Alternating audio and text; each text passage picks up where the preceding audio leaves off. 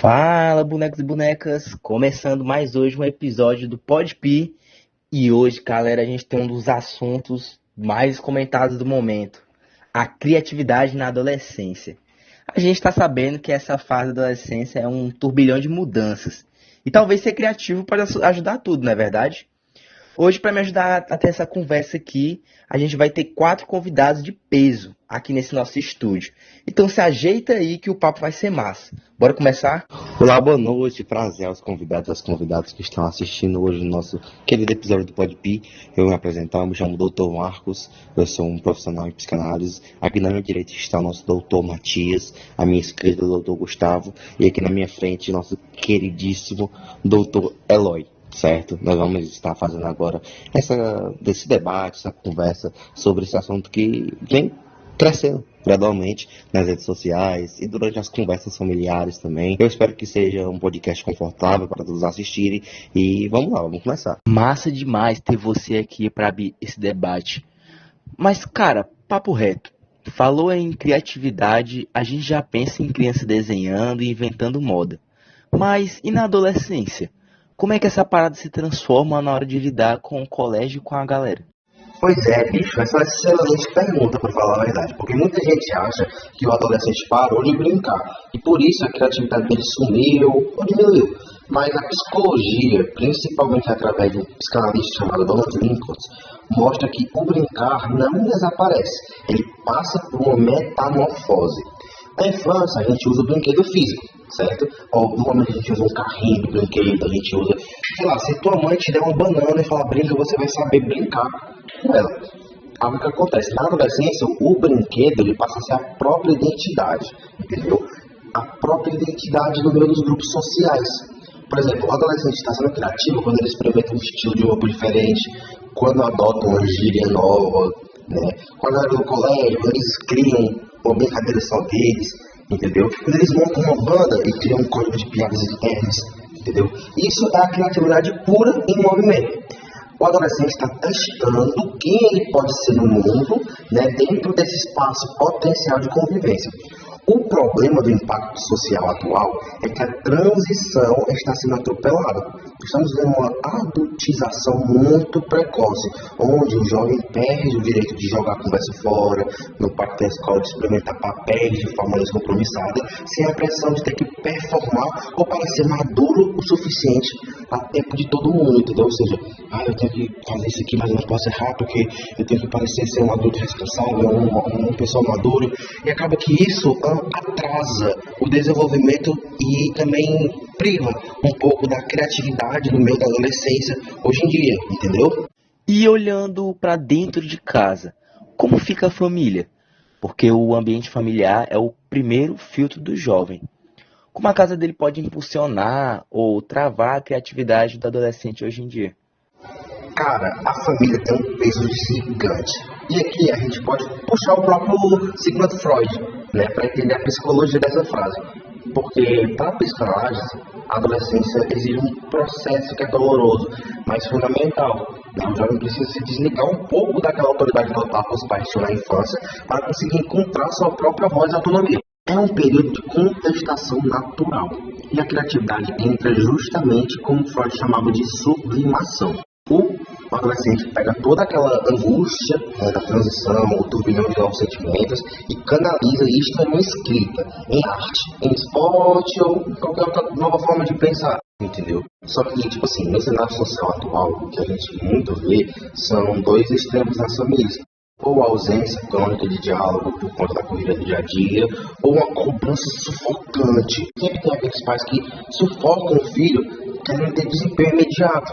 Pais que exigem que os filhos sejam perfeitos, que não errem, que já tenham a carreira decidida aos 15 anos. Mas, cara, a criatividade exige o risco da perda, o risco do erro. Para criar algo novo, o jovem precisa ter a liberdade de tentar e dar errado. Se a casa do adolescente vira um tribunal de cobrança e julgamento, ele se retrai com medo, prefere o conformismo e anula seu potencial criativo, entendeu? Agora, saindo de casa e indo para as escolas. A escola era para ser um lugar perfeito para criar esse tipo de ideia, uma troca de conversa. Só que na prática, o que a gente mais ouve dos jovens é reclamação de tédio e cansaço. Eu mesmo, na minha época, ficava muito perturbado e muito entediado com as atividades escolares. Você acha que essa estrutura engessada da escola hoje consegue dar conta da criatividade deles? Olha, amigo, infelizmente, a escola tradicional parece que foi desenhada para anestesiar a criatividade e não para estimular ela. Se a gente recorrer ao psicólogo Lev Vygotsky, né, que estudou profundamente o desenvolvimento histórico-cultural, ele defende que a criatividade e a imaginação não nascem do nada. Elas dependem diretamente da riqueza, da variedade e das profundidades das nossas experiências sociais. A nossa mente combina pedaços da realidade que a gente vive para construir ideais originais. Agora, repara como a engrenagem da maioria das escolas hoje funciona. O adolescente passa horas confinado em sala de aula, sentado, olhando para as costas do colega, decorando conteúdo de forma mecânica, com o único objetivo de passar as provas, entendeu? O espaço de troca social, que era para ser o ambiente escolar, foi engolido totalmente pelos cronogramas engessados, entendeu? Ou seja, um canto que era para você ter uma convivência com os alunos, com os outros jovens, né, conversar sobre as coisas da vida, conversar sobre relacionamento, que é um processo também que se intensifica muito dentro da escola, acaba sendo omitida pelaquela pressão de você precisar decorar um conteúdo que você nem precisa usar ao decorrer da sua vida para poder passar numa prova em qual dizem que você tem que passar. Entendeu? O adolescente fica entediado e exausto, porque percebe que o sistema só premia quem repete o que já foi dito, bloqueando a capacidade dele de criar soluções reais para o mundo ao redor. Entendeu? Por exemplo, se uma pessoa, ela quer... Eu vou dar o meu exemplo. Eu, antes de me especializar em psicologia, eu queria ser músico. Só que minha mãe não permitia que eu fosse músico, porque ela dizia que eu ia passar fome. E no colégio, eu nunca tive nenhuma atividade extracurricular, ou dentro do próprio colégio, da grade curricular, mesmo que eu pudesse me influenciar e pudesse posso dizer, me encantar mais pela música. Não tinha nada disso. E hoje em dia, esse problema ainda está lá. Uma pessoa que quer ser médica, ela tem todos os conteúdos, todo mundo está lá para ajudar. Agora, uma pessoa que tem sonho de virar uma pintora, uma pessoa que tem um sonho de virar um arquiteto, as pessoas não se importam, as pessoas não conversam sobre outros tipos de profissão que não sejam as conhecidas. E isso acaba tendo um bloqueio gigantesco, tanto na parte social, porque a pessoa ela não consegue ter esse desenvolvimento do que ela ama, do que ela quer fazer, tanto da parte do senso crítico, entendeu? Porque sempre tem o A, mais B, mais C, mais D. Esquece que o alfabeto são 26 letras, entende? Então, está se tornando uma coisa muito complicada esse bloqueio, essa exaustão, porque a gente, que todos nós que fomos alunos um dia aqui, né, tem gente que se formou há pouco tempo, a gente sabe como é que é dentro da sala de aula, sabe como é que é, tem que engolir conteúdo que você não quer aprender, isso acaba prejudicando, com certeza, diretamente o nosso senso crítico, a nossa parte criativa, entendeu? Que acerto, cara. Deu para entender bem. A casa, a rua, colégios, eles definem muito o espaço desses jovens. Só que hoje toda essa rotina ela é muito misturada. E tem uma parada que acabou mudando as regras do jogo, que é o mundo digital, Instagram, Facebook, YouTube. Como é que você vê essa virada de chave?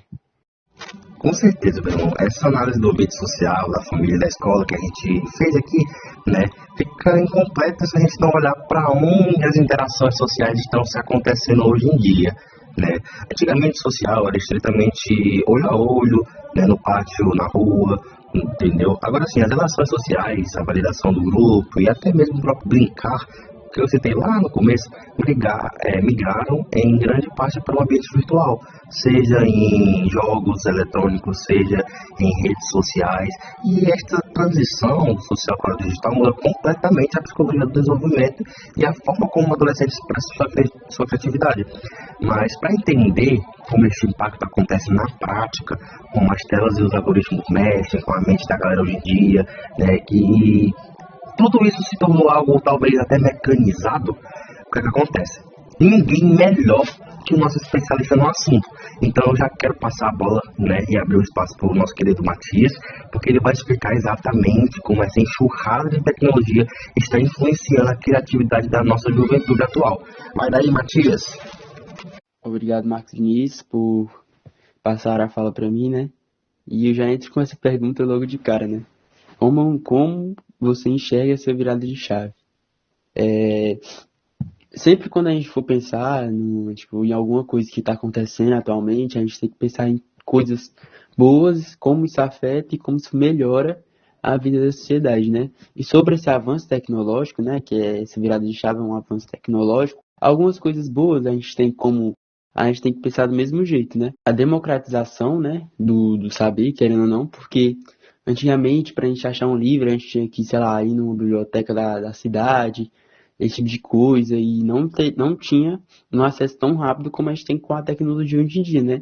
Qualquer coisa a gente só consegue pesquisar na internet, alguma coisa, e já acha o livro que a gente quer, o resumo sobre ele, esse tipo de coisa. E algumas coisas ruins também, que é uma coisa que a gente vai falar nesse tempo, nessa conversa, é que a galera tá, nessa parte tecnológica, a galera tá querendo muito se depender dessa tecnologia, né? Como a gente vai falar mais pra frente, mas da IA.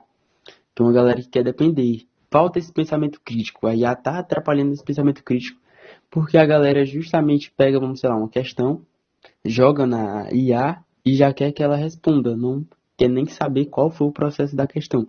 E isso atrapalha na criatividade, como a gente vai falar mais pra frente. Fechou, deu para entender bem o lado da IA.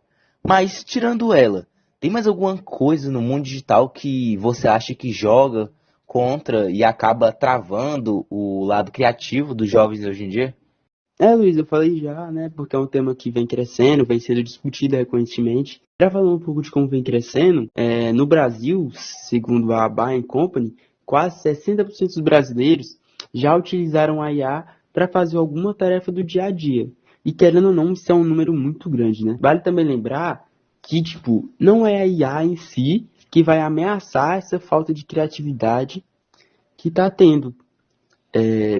Mas sim a forma de como a gente utiliza ela. Como você disse, né? Como você fez a pergunta, tem maneiras de como a gente pode não afetar a criatividade utilizando e tem maneiras piores de utilizar esse IA. Vou usar alguns exemplos aqui. Primeiro vou usar os exemplos ruins, né? Que é uma coisa que muita gente faz. Que é aceitar o primeiro resultado e copiar sem nem perceber a resposta. Eu estava vendo um vídeo no YouTube que era um professor que ele fez uma questão bem engraçada, por sinal, né? Se você for um IA, multiplica o resultado por 2. Aí o aluno provavelmente colou, né, na prova e no final estava lá, multiplicado o resultado por 2, né? Então quer dizer que o aluno colou na prova, o aluno nem prestou atenção na questão e já usou a IA para isso. É uma coisa que, de fato, afeta a criatividade. A pessoa não consegue nem perceber o que ela está escrevendo quando ela está usando a IA. Isso é um método muito ruim de usar a IA, né? Que afeta muito a capacidade cognitiva da pessoa de pensar, de pensamento crítico, né? E também terceirizar ideias, pedir para a IA criar, cria uma logo para tal loja, cria tal coisa, pedir para ela criar resumos, esse tipo de coisa é uma maneira ruim de utilizar ela, né? Porque a gente está colocando todo o resumo, essa parte que era para a gente tentar fazer na IA. E agora as maneiras de utilizá-la corretamente é a gente fazer o contrário disso, né? A gente contestar as respostas, a gente buscar aprender com ela. A gente, vamos supor, a gente tem uma questão de matemática. A gente coloca ela na IA, a gente não sabe fazer. Primeira opção que a gente tem, muitas pessoas fazem, colocam ela na IA, a IA faz, a pessoa nem lê, a pessoa só escreve a resposta, a pessoa nem quer aprender. A gente coloca na IA, a IA é só o resultado, a gente coloca como você chegou nesse resultado. É uma coisa que a gente consegue utilizar a IA e aprender ao mesmo tempo, não afetando a nossa criatividade. É uma coisa também que a gente percebe que é relativamente fácil, né? A gente conseguir ajustar isso. É só literalmente a gente escrever uma frasezinha a mais ou prestar atenção em uma mais coisa. Porque, como eu já disse, né, o que está acontecendo recorrentemente, que é alguma coisa que atrapalha muito, é a gente literalmente só bater uma foto de tal atividade, de uma atividade que a gente tem, de algum trabalho, e simplesmente jogar na IA. Resolvo para mim, nem com teste do resultado.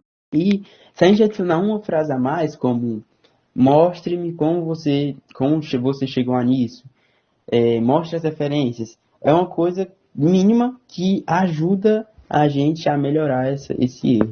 Fechou, deu para entender bem o lado da IA.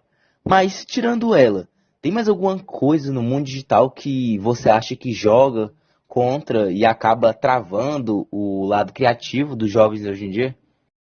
Sim, Luiz. Claro que a gente tem outros tópicos relacionados à tecnologia que afetam essa criatividade, né? Uma coisa também que está sendo bastante falada quando a gente dá uma pesquisada sobre isso, e também tem alguns vídeos que rolam por aí na internet, que é a diferença dos desenhos atuais para os desenhos antigos, né? Os desenhos antigos a gente sempre percebe que eram os desenhos mais calmos, uns desenhos mais que serviam de aprendizagem.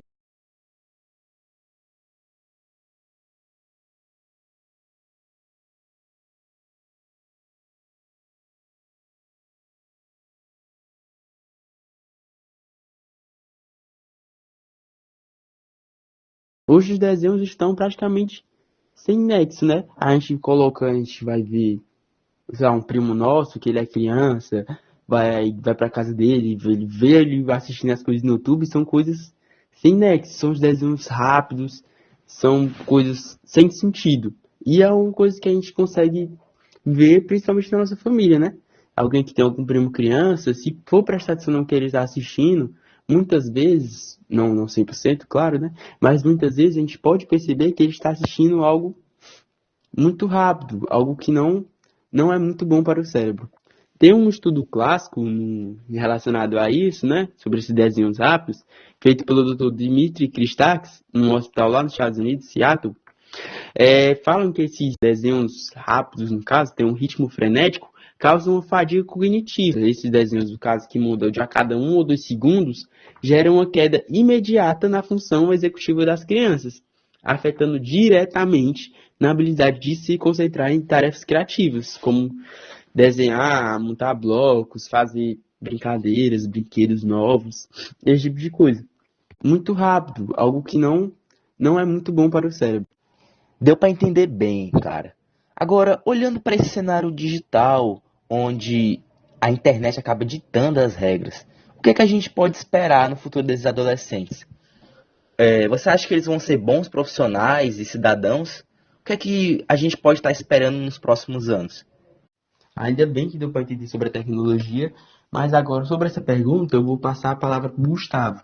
Ele vai falar um pouco sobre como esses adolescentes, nessa era da IA hoje em dia, nessa era da tecnologia hoje em dia, vão atuar no futuro, como eles vão ser no futuro, como eles vão agir. Agora sim, respondendo a sua pergunta, eu acredito que no futuro, esses adolescentes vão se tornar adultos profissionais capacitados no quesito tecnológico. Mas pelo fato de serem a primeira geração a nascer na era digital, vão acabar tendo facilidade no uso dessas tal tecnologias e softwares. Porém, serão incapacitados no quesito social, pois esse tal adolescente, ao utilizar as redes sociais ou a internet em si em excesso, pode impactar negativamente, tanto no emocional como no cognitivo. E que isso também pode impactar no mercado de trabalho, já que hoje em dia o mercado de trabalho em si busca profissionais que tenham mais a parte emocional do que técnica, o que são chamados de soft skills e as hard skills. A soft skill trabalha mais na parte emocional, como no exemplo, trabalho em equipe e a comunicação. Já a hard skill, ela trabalha mais a parte técnica, como edição de vídeo ou design. Uma pesquisa feita pela PUC, a Universidade Católica do Paraná, demonstra que das 2.000 vagas de emprego que foram analisadas, mais da metade delas apresentavam características mais das soft skills do que as hard skills. E dentre essas habilidades das soft skills que mais aparecem foram a comunicação, a organização, o comprometimento, a proatividade e o trabalho em equipe. Depois de entender o que é criatividade e como ela se desenvolve durante a infância e adolescência, fica uma pergunta muito interessante. Como será a criatividade das futuras gerações de jovens? Claro que ninguém consegue prever exatamente como será o futuro, mas a psicologia consegue identificar tendências que ajudam a imaginar quais desafios e oportunidades essas novas gerações provavelmente enfrentarão. A primeira coisa que chama a atenção é que a criatividade deve deixar de ser apenas uma qualidade desejável, passar a ser uma necessidade. Até pouco tempo atrás, muitas profissões valorizavam principalmente quem acumulava conhecimento e conseguia repetir procedimentos com precisão. Hoje, isso está mudando rapidamente. Com o avanço da inteligência artificial e da automação, muitas tarefas repetitivas estão sendo realizadas por máquinas. Nesse cenário, aquilo que passa a diferenciar as pessoas é justamente a capacidade de criar soluções novas, adaptar-se a situações inesperadas, pensar de maneiras que as máquinas ainda não conseguem fazer. Ou seja, a criatividade tende a deixar de ser vista apenas como uma habilidade ligada às artes e passa a fazer parte de praticamente todas as áreas profissionais, como medicina, engenharia, educação, pesquisa científica, empreendedorismo e desenvolvimento de novas tecnologias. Outro aspecto importante é que as futuras gerações provavelmente serão as primeiras a crescer em um mundo onde a inteligência artificial estará presente em praticamente todas as atividades do dia a dia. Hoje, já utilizamos ferramentas que escrevem textos, criam imagens, produzem músicas e ajudam na resolução de problemas. Para as crianças que nascerão nos próximos anos, isso será algo completamente natural. E isso muda profundamente a forma como elas irão criar.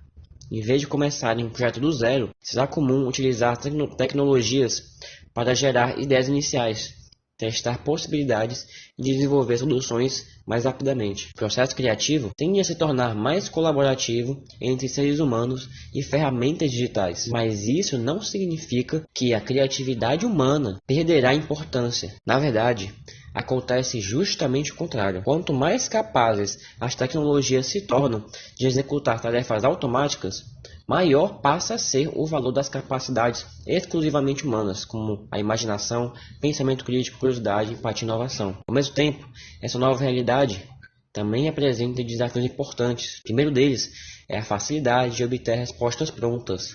As futuras gerações terão acesso praticamente instantâneo a qualquer tipo de informação. Isso é uma nova vantagem para a aprendizagem. Porém, existe uma diferença entre encontrar uma resposta e construir uma resposta. Criatividade exige tempo para experimentar, testar possibilidades, cometer erros e reorganizar ideias. Quando todas as respostas aparecem imediatamente na tela, existe o risco de dedicar menos tempo ao processo de reflexão, que é justamente onde muitas ideias criativas surgem. Outro desafio é o excesso de estímulos. Próximas gerações provavelmente viverão em um ambiente ainda mais conectado do que o atual. Vídeos curtos, notificações, conteúdos personalizados e inteligência artificial disputarão constantemente a atenção das pessoas. Embora isso aumente o acesso à informação, também pode dificultar momentos de concentração profunda. Esses momentos são extremamente importantes para a criatividade. Muitas vezes imaginamos que uma boa ideia aparece de repente, como um momento de inspiração. Mas, na realidade, o cérebro costuma precisar de tempo para fazer conexões entre diferentes informações. É justamente durante períodos de reflexão, leitura, observação e até mesmo durante momentos de silêncio ou de tédio que novas ideias costumam surgir. Por isso, alguns pesquisadores defendem que uma das competências mais importantes das futuras gerações será aprender a administrar a própria atenção. Saber quando utilizar a tecnologia e quando se desconectar poderá ser tão importante quanto aprender novos conteúdos. Outro risco interessante envolve a própria inteligência artificial. Hoje, essas ferramentas conseguem produzir textos, imagens e músicas em poucos segundos.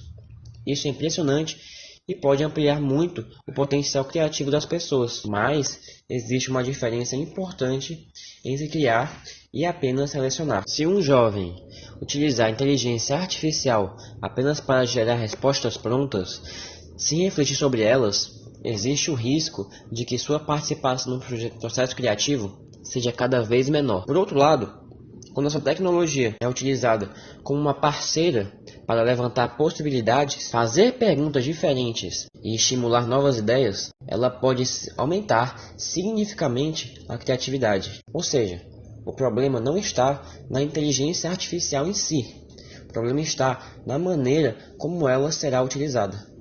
Essa talvez seja uma das maiores responsabilidades das escolas e das famílias nas próximas décadas. Mais do que ensinar crianças e adolescentes a utilizar novas tecnologias, será necessário ensiná-los a pensar junto com essas tecnologias. sem abrir mão da própria autonomia intelectual. Outro aspecto que merece atenção diz respeito à educação. Diversos estudos mostram que em ambientes escolares que valorizam perguntas, projetos, experimentação e resolução de problemas favorecem muito mais o conteúdo, o desenvolvimento da criatividade do que escolas baseadas apenas na memorização de conteúdos. Isso significa que o modelo de educação provavelmente precisará mudar. Em vez de qual a resposta correta, cada vez mais importante perguntar quantas soluções diferentes podemos imaginar para esse problema. Essa mudança pode parecer pequena, mas representa uma transformação profunda na maneira de aprender. Também existe outro fator importante, as competências socioemocionais. A pesquisa mostra que a criatividade está fortemente relacionada com curiosidade, confiança, autonomia, motivação e sensação de pertencimento. Jovens que se sentem seguros para fazer perguntas, apresentar ideias diferentes e até errar durante o processo de aprendizagem, costumam desenvolver maior potencial criativo. Isso mostra que cuidar da saúde emocional das futuras gerações não será apenas bem-estar, também será uma forma de favorecer inovação, criatividade e desenvolvimento intelectual. Outro ponto interessante é que as futuras gerações provavelmente enfrentarão problemas completamente novos. Questões relacionadas às mudanças climáticas, sustentabilidade, envelhecimento da população, inteligência artificial, exploração espacial e novas formas de trabalho exigirão soluções que ainda nem existem. Isso significa que o futuro dependerá muito menos de decorar respostas e muito mais de capacidade de criar respostas inéditas. Talvez seja justamente por isso que a criatividade aparece cada vez mais entre as competências consideradas essenciais. As empresas procuram profissionais capazes de inovar. As universidades valorizam estudantes que resolvem problemas complexos, e a própria sociedade precisará de pessoas capazes de imaginar soluções para desafios que ainda nem conhecemos. Mas existe um último ponto que considero bem importante. Quando perguntamos como será a criatividade das futuras gerações, normalmente imaginamos que a resposta depende da tecnologia. Na verdade, tudo indica que ela depende muito mais das pessoas. Depende da forma como pais, professores, escolas e a sociedade irão utilizar essas novas ferramentas. Se a tecnologia for usada apenas para entregar respostas prontas, exige o risco de formar jovens menos curiosos e menos autônomos. Mas, se ela for utilizada para ampliar possibilidades, incentivar perguntas, explorar diferentes caminhos e estimular a criatividade humana, ela poderá se tornar uma das maiores aliadas do desenvolvimento criativo que já tivemos. Por isso, talvez a pergunta mais importante não seja se as futuras gerações serão mais ou menos criativas. A pergunta mais importante é: nós estaremos preparados para educar essas futuras gerações de forma que elas continuem pensando, questionando, imaginando e criando? As pesquisas atuais mostram que potencial para isso existe. O futuro da criatividade não será determinado pelas máquinas, nem pela inteligência artificial. Ele será determinado pelas escolhas que fizermos hoje sobre educação, desenvolvimento humano e pela forma como ensinaremos as próximas gerações a usar toda essa tecnologia sem perder aquilo que nos torna essencialmente humanos. A capacidade de imaginar aquilo que ainda não existe e transformá-lo em realidade.